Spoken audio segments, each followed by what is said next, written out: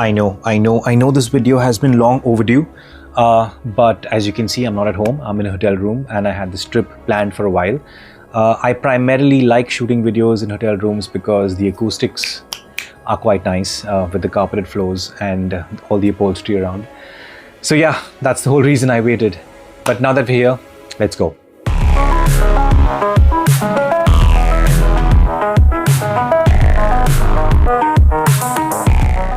So if you haven't watched my initial impressions video about the Ather Rizta Z, I highly recommend watching that first because I speak a lot about a few negatives like the lack of a touchscreen or the lack of a disc brake in the rear wheel.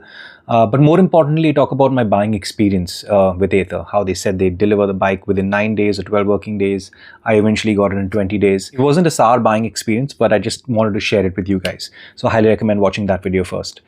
But like most of my reviews, I am not going to just read out a spec sheet. If you want to know most specs of the Ather, you can screenshot this page. But what's been my experience so far? So initially when I got the bike delivered, I got it without the Pro Pack. They said that the Pro Pack would automatically get downloaded in 3 days. So the initial first 3 days, I was just riding an electric Activa. So what is the Pro Pack? The Pro Pack basically is all the smart features that Ather advertises. Magic Twist, Coastal Regen, switching of ride modes, traction control, fall safe, even Google Maps. You don't have Google Maps, it does not sync with the app. So there's nothing of that sort, any of the smart features that I had without the Pro Pack. Again, that wasn't a sour experience for me because they did deliver on that promise and the Pro Pack did get downloaded in 3 days. But once I got the Pro Pack, it just unleashed the bike in a lot of ways. First things first, Magic Twist. It's much like one pedal driving on electric cars, but this is on a scooter where you can accelerate and de-accelerate with the throttle itself. It's a learning experience, but once it gets into muscle memory, it's the best way of riding the scooter. I think Coastal Regen is excellent as well because it does add some power back into the battery. But speaking about the battery, the range, or one of the most positive parts about owning an Ather, is it does not lie to you. Their range is pretty much true range, or the projected range that you see on your screen is pretty much the range that you get. And that's not the case with a lot of competitors. So this is definitely a plus point.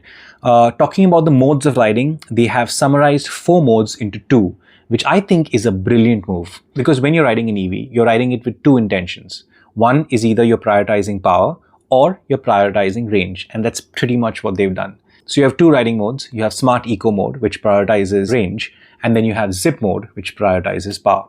Now in the Zip mode, you get 125 kilometers of range, and in the Eco mode, the Smart Eco mode, you get about 100 kilometers of range. Now, as I said, this is true range. So if you're riding it in Zip mode, you will get 100 kilometers, and when you're riding in Smart Eco, you'll get about 125. But what a lot of people are not telling you is that there is roughly about 3% of battery drain every day, whether you use the bike or not. And I experience this because I'm in a line of work where I leave my bike for 2 or 3 days and I leave the city and then come back. And then I realized that my bike drains about 3% per day. Now this is basically to keep location services on the bike, and it downloads any updates that are available. Again, I don't think it's a deal breaker, but it's just something that you should know of. You can avoid this by shutting down the system completely. So what I realized is when I would go on a trip, instead of just switching off the bike, I would go into settings and shut down Ather Stack. That's what they call their software. And when you do this, no matter how long you leave the bike for, I've left it for about 4 or 5 days at a stretch, and come back, the battery remains the same.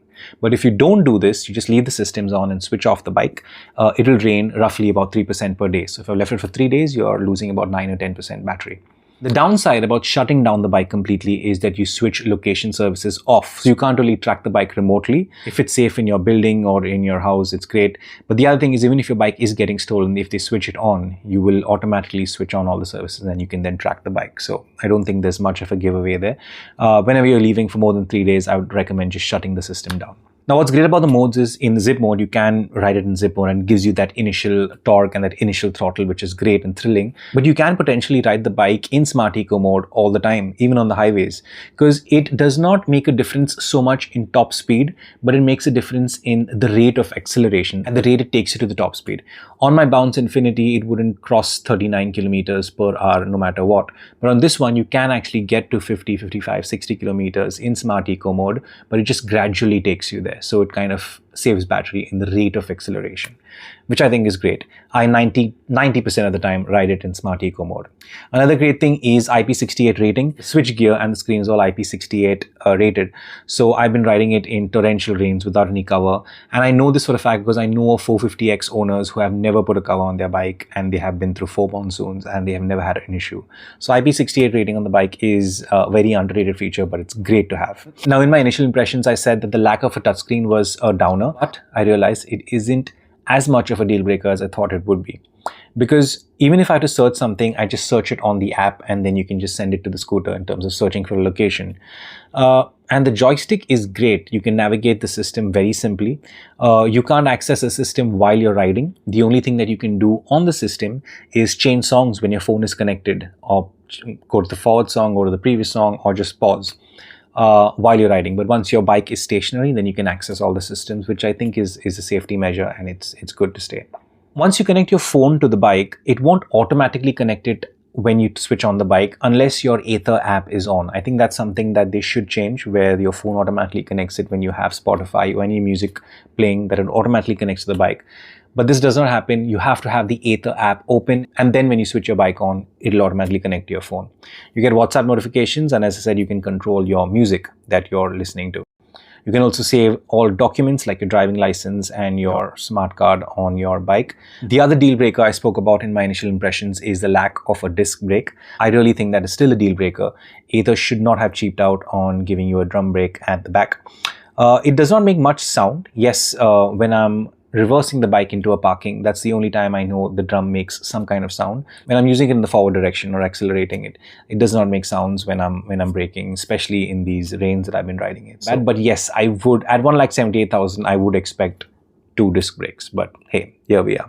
The other thing is the suspension. It's not as plush as a family scooter should be, like the Bergmans or the Access 125s.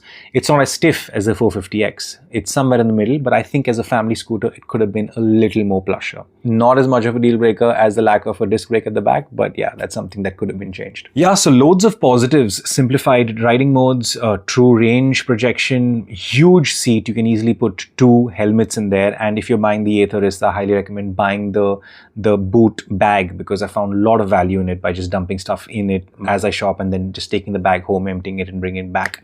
The bag also has this little compartments if you want to store documents or anything. It just helps you compartmentalize your boot space.